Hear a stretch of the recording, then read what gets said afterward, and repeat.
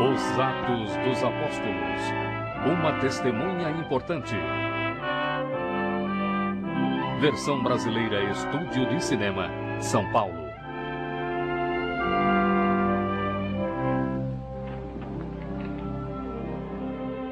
Esta é Jerusalém, uma encruzilhada fértil e de mudanças constantes de homens e dos seus comércios, como era na época de Cristo.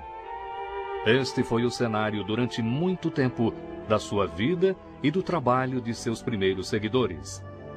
Como resultado da ressurreição e ascensão de Cristo e da vinda de grande poder espiritual no dia de Pentecostes, a primeira igreja cristã em Jerusalém crescera rapidamente. Agora, mais discípulos eram necessários para ajudar nos assuntos práticos da igreja. Então, entre a multidão, os companheiros escolheram 7 homens de boa reputação para assumirem os deveres materiais para que os apóstolos pudessem dedicar mais tempo à pregação. Esses foram os homens escolhidos, homens cheios de sabedoria e iluminados pelo Espírito Santo. Entre eles estavam Estevão e Filipe, que estavam destinados a desempenhar um papel importante no início do movimento cristão. Assim, os 7 foram ordenados por meio de oração e impondo-lhes as mãos. Essa era uma ocasião histórica, pois esses 7 homens receberam uma tarefa única, uma tarefa simbólica do serviço prestado por muitos outros no trabalho do reino de Cristo. Certamente, havia trabalho suficiente para todo o mundo.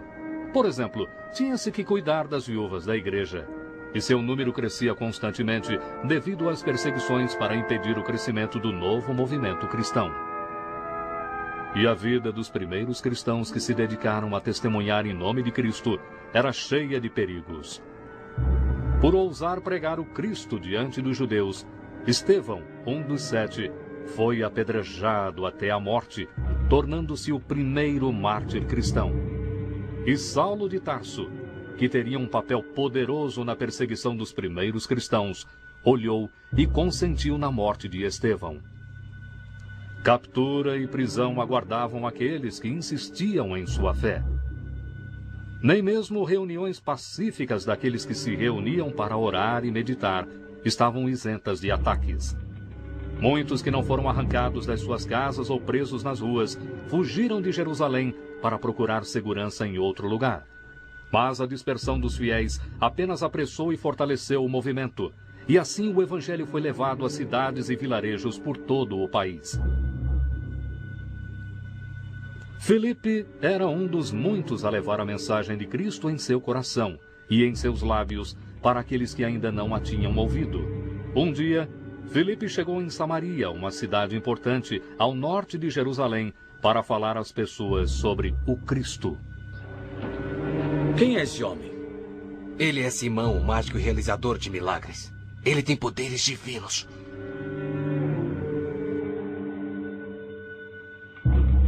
Poderes divinos? Ridículo, claro.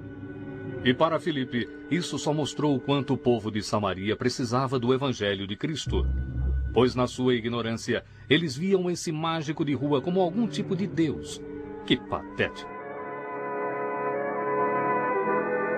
Quando Filipe, iluminado pelo Espírito Santo, começou a pregar o evangelho sobre o Cristo como Salvador e Senhor, muitos se inflamaram com suas palavras e acreditaram. Quando os samaritanos testemunharam as curas que vieram através do poder do Espírito Santo, houve grande alegria. Muitos desejaram serem batizados, tanto homens como mulheres. Até Simão, o mágico, acreditou e foi batizado. Enquanto Simão observava os sinais e milagres realizados por Filipe em nome do Senhor, ele se maravilhou com o poder por trás desses milagres. Ele sabia que esses eram verdadeiros, ao contrário dos seus truques mágicos.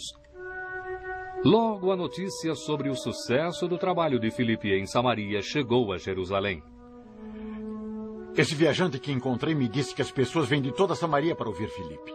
A sua fama se espalhou pelo país todo. Muitos foram curados e centenas foram batizados em nome do Senhor. Você e João logo verão por si mesmos, Pedro. Os irmãos pediram para irem para Samaria e ajudar Filipe no trabalho.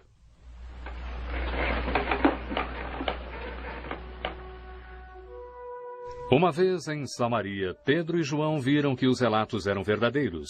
Filipe havia conseguido muita coisa. Havia muitos fiéis genuínos na cidade. E quando os apóstolos lhes depositaram as mãos, eles também receberam o Espírito Santo. Então Simão, o mágico, atraído pelas ricas possibilidades desse poder dado por Deus, aproximou-se de Pedro com uma proposta surpreendente. Dai também a mim esse poder, para que aquele sobre quem eu puser as mãos possa receber o Espírito Santo.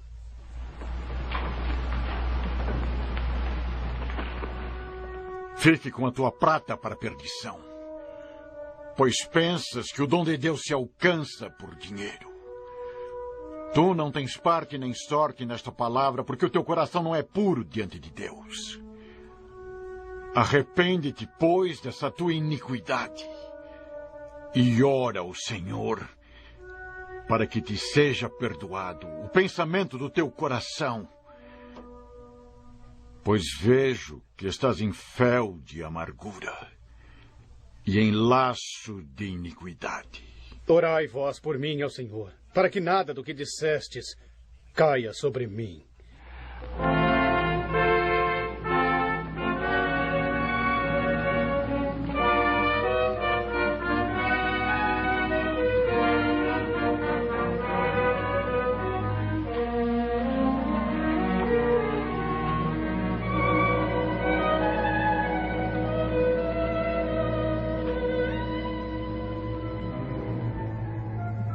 Com a ajuda de Pedro e João, o trabalho de Filipe resultou na salvação de muitos mais em Samaria. Mas o Senhor tinha outros planos para Filipe. Levanta-te e vai para a banda do sul, ao caminho que desce de Jerusalém para Gaza. Por que o Senhor o mandaria para lá? Filipe não sabia, mas também não questionou essa diretiva divina. Confiante, ele se preparou para partir. A estrada para Gaza era quente, empoeirada e aparentemente deserta. Mas enquanto Filipe andava avidamente, ele sentiu a proximidade de Deus e a importância dessa missão. Então, de repente, Filipe teve uma visão estranha. Adiante, na estrada, havia um carro de guerra com um homem etíope assentado nele, lendo. Ele era o tesoureiro da rainha, convertido ao judaísmo, que tinha feito uma peregrinação para Jerusalém, para a adoração, e estava agora voltando para a Etiópia. Chega-te e junta-te a esse carro.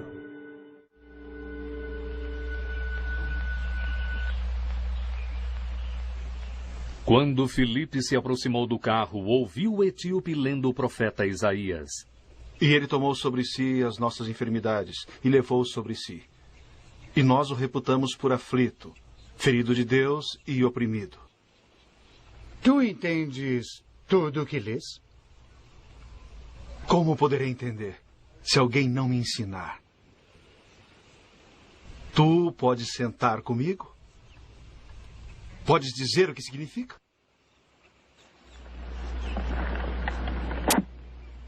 Mas ele foi ferido pelas nossas transgressões e moído pelas nossas iniquidades.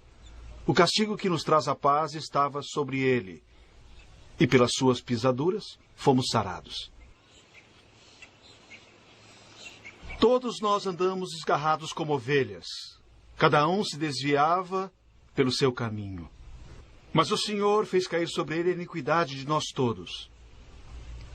De quem o profeta diz isso? De si mesmo ou de algum outro? Ele foi oprimido e foi ferido, mas não abriu sua boca. Como um cordeiro foi levado ao matadouro, e como a ovelha muda perante seus tosqueadores, ele não abriu sua boca. É do nosso Senhor, do Messias de quem o profeta fala. O Cordeiro de Deus que foi crucificado, mas que não abriu a sua boca contra seus inimigos. Não ouviu falar dele? Eu vou lhe falar dele, pois sou um de seus discípulos. E assim, mais uma vez, Filipe teve a oportunidade de pregar o Cristo para um ouvinte receptivo. Deus juntara esses dois homens em um lugar deserto para que o Evangelho pudesse ser revelado a um coração pronto para a salvação.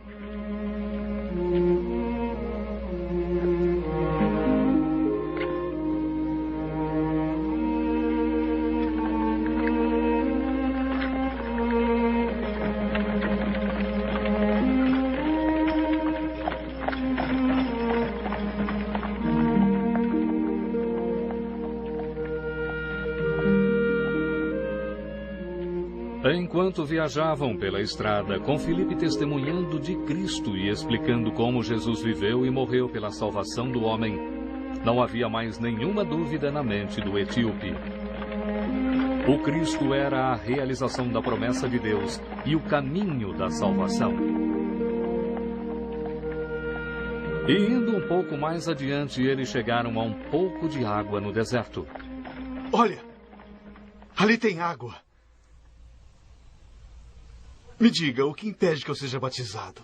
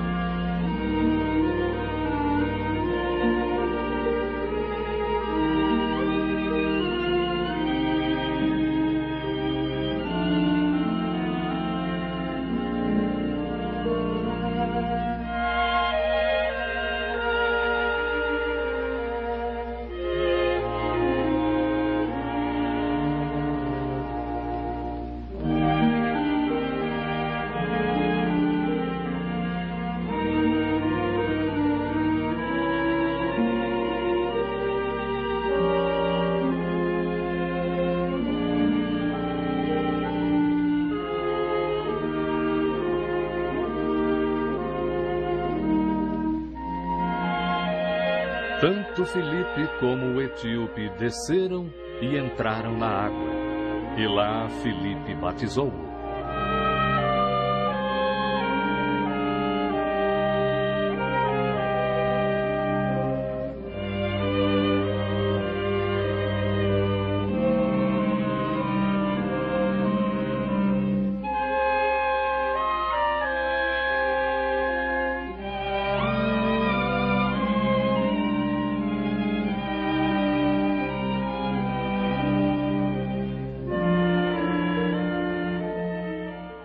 Quando saíram da água, o Espírito do Senhor arrebatou Filipe, e o etíope não o viu mais.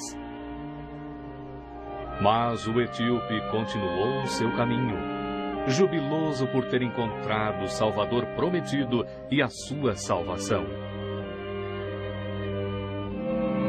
E Filipe, o fiel pregador do Evangelho, continuou pregando aonde quer que fosse, levando a mensagem do amor e da salvação de Deus para as multidões. E muitos fiéis foram batizados em nome de Jesus Cristo, o Salvador.